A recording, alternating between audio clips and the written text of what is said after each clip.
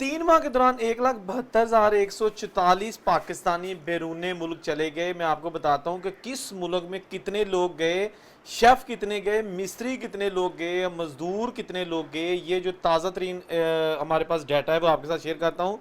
Bureau of immigration के दादोशुमार के मुताबिक सबसे ज़्यादा तकरीबन 1 लाख पाकिस्तानी मज़दूर बैरून मुल्क गए हैं।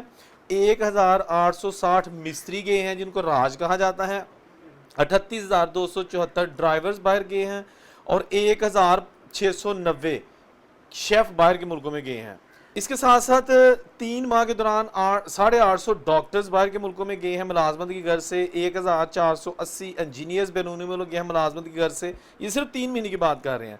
390 नर्सिस गई हैं बैरून मुल्क। 3,474 टेक्नीशियंस और 1,058 वेल्डर्स भी बैरून मुल्क गए हैं।